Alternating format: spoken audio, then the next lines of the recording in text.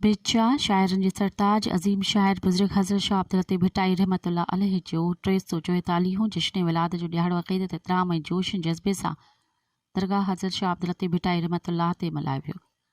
जत क़ाइम मक़ाम सजाद नशीन सैयद ख़ाबर हुसैन शाह लतीफ़ीअ सां गॾु लतीफ़ी सादातनि सैयद अदीबुल हसन शाह लतीफ़ी, सैयद जवाद हुसैन शाह लतीफ़ी, सैयद यासिर अब्बास शाह लतीफ़ी ऐं ॿियनि पारां भिटाई जी मज़ार ते चाद चढ़े आल इस्लाम लाइ दुआऊं घुरी वयूं।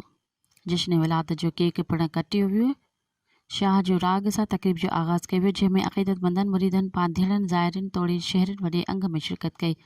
दरगाह भिटाई खे औक़ाफ़ खाते पारां लाइटिंग सां ख़ूबसूरत तरीक़े सां कुंवार जियां सजायो वियो। इन मौक़े ते क़ाइम मक़ाम सजादा नशीन सैयद ख़ाबर हुसैन शाह लतीफ़ी चयो त असांजे लाइ निहायती ख़ुशीअ जो ॾियारो आहे जो अॼु अज़ीम हस्ती बुज़ुर्ग अल्लाह जे वलीअ जो जनमु थियो आहे।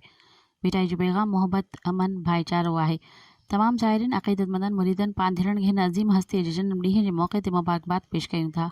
सब्सक्राइब कयो अवामी न्यूज़ HD खे ऐं ताज़ा तरीन ख़बरुनि लाइ ॾिसंदा रहो अवामी न्यूज़ HD।